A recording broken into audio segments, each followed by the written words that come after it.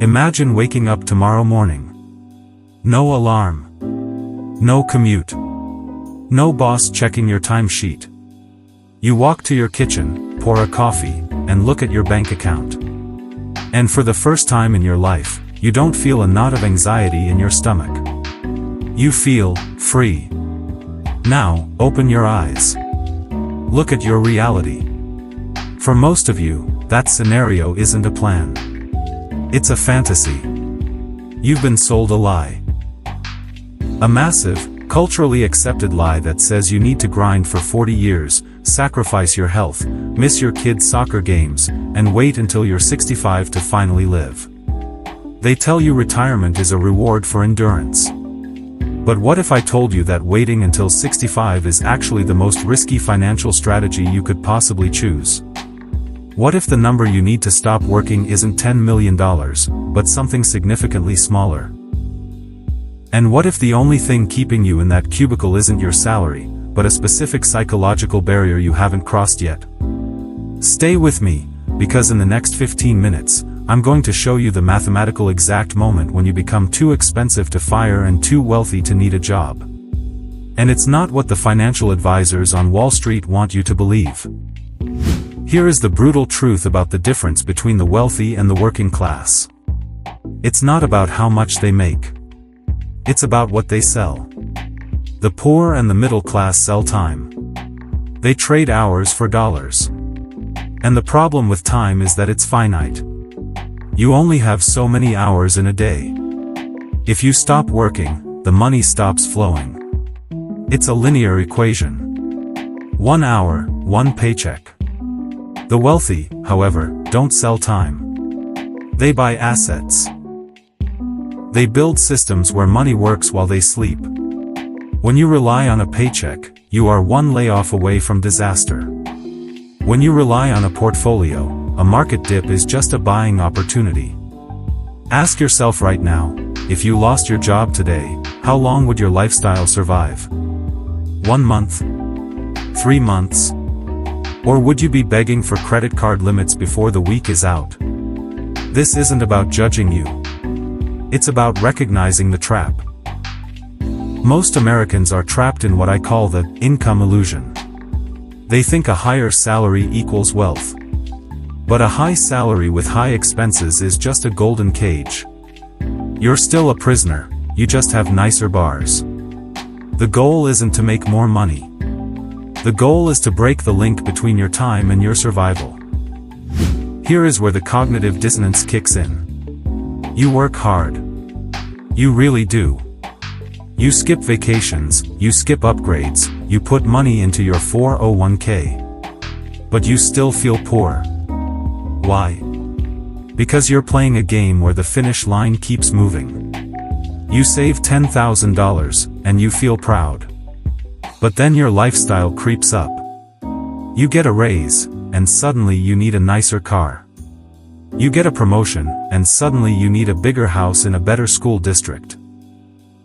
This is lifestyle inflation, and it is the silent killer of freedom. You are running faster and faster on the treadmill, but you aren't actually going anywhere. I want you to think about the last time you bought something expensive to reward yourself for working hard. Did that purchase bring you lasting peace, or just a temporary hit of dopamine followed by a bill? The dissonance is this: you believe you are building security, but you are actually building dependency. You are becoming more dependent on that monthly direct deposit. And the more dependent you become, the less power you have. You can't negotiate. You can't innovate. You can't leave. You are held hostage by your own expenses. Let's talk about what's happening in your brain. When you live paycheck to paycheck, or even when you have a small savings buffer, your brain operates in survival mode. Psychologists call this tunneling. Your cognitive bandwidth is consumed by immediate threats. When you are in survival mode, you cannot think about long-term wealth. You think about next week's rent. You take the safe job instead of the risky opportunity. You stay in the toxic relationship because you can't afford to move out. You say yes to overtime when you should be resting. This isn't a character flaw. It's a biological response to scarcity. But here is the scary part: scarcity becomes an identity. You start to believe you are the kind of person who struggles with money. This fear keeps you working long after you actually need to. You hoard cash because you're terrified of running out, but by hoarding cash, you guarantee you'll never have enough because inflation eats it alive.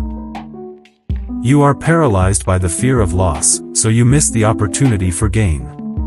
You are keeping yourself poor to feel safe, but you aren't safe. You're just stuck. So, how do we break the cycle? How do we shift from survival to freedom? There is a specific number. A threshold. Once you cross it, the game changes completely. It's called the 4% rule.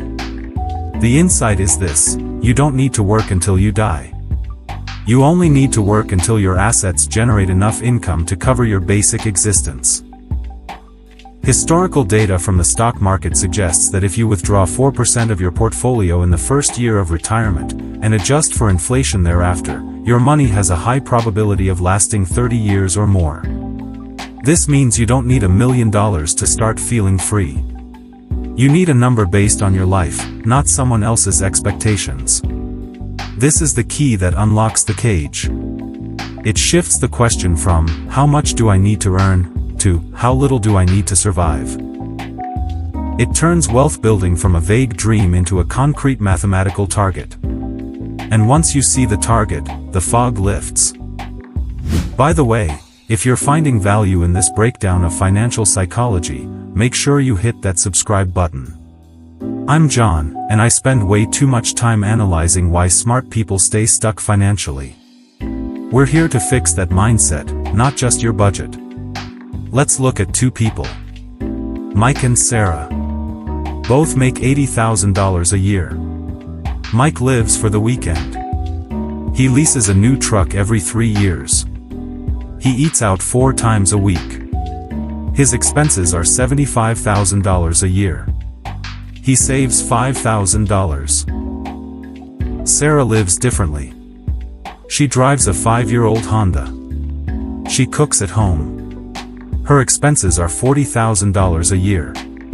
She saves $40,000. Now, look at the math. Mike needs a portfolio of nearly $2 million to retire using the 4% rule. Sarah only needs $1 million. Who do you think will reach freedom first? Mike is making the same money, but he is twice as far away from freedom as Sarah. But it gets deeper.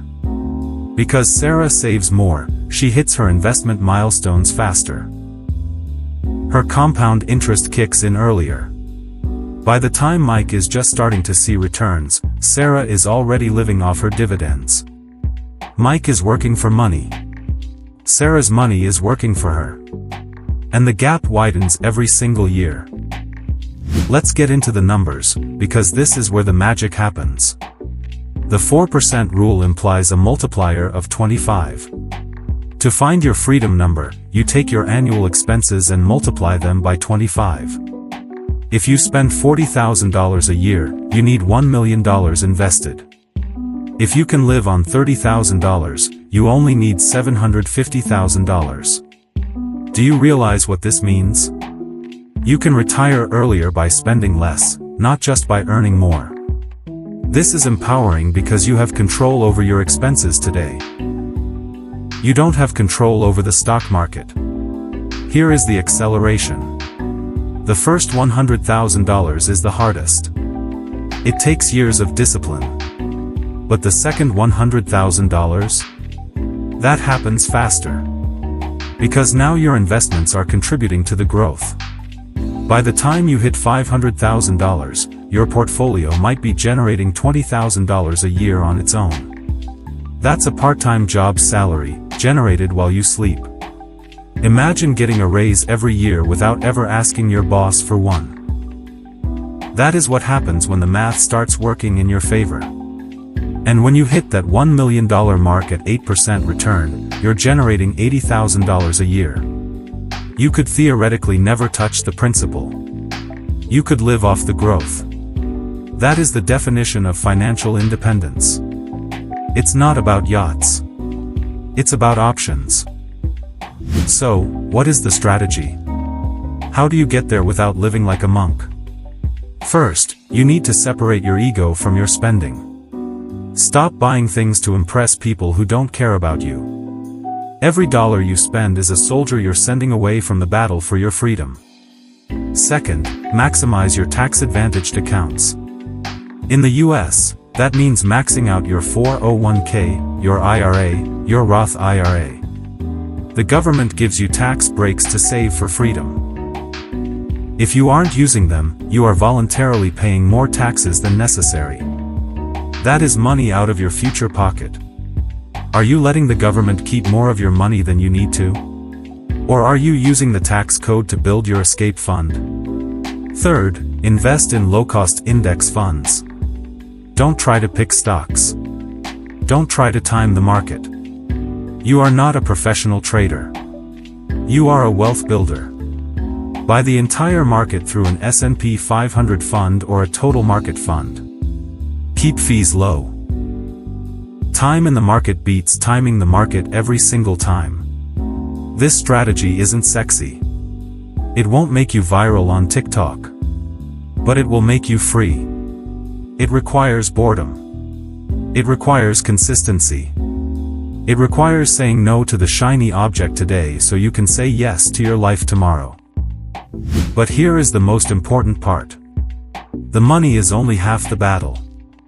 The other half is your identity.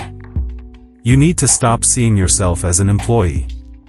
You are not your job title. You are not your salary. You are an investor in your own life. Every decision you make is an investment decision.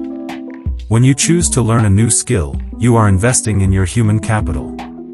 When you choose to save, you are investing in your future freedom. When you choose health, you are investing in your longevity.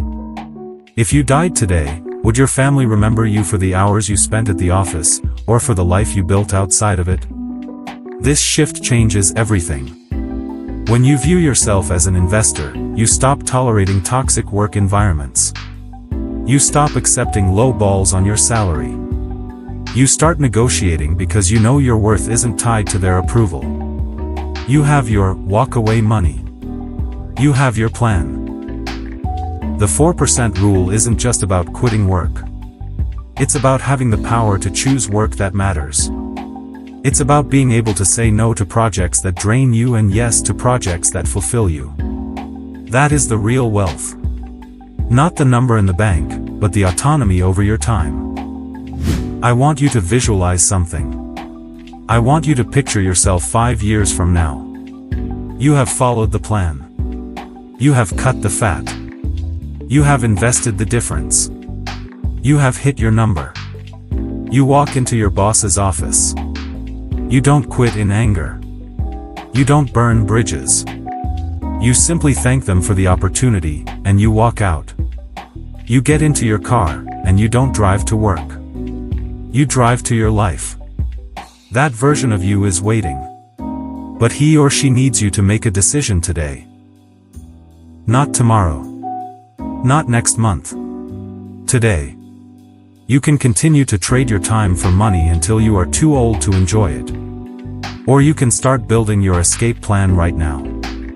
The 4% rule is the math. But the discipline is the engine. Don't let another year slip by where you work for money instead of making money work for you. Your future self is counting on the decision you make right now. Trust me, they'll thank you for it.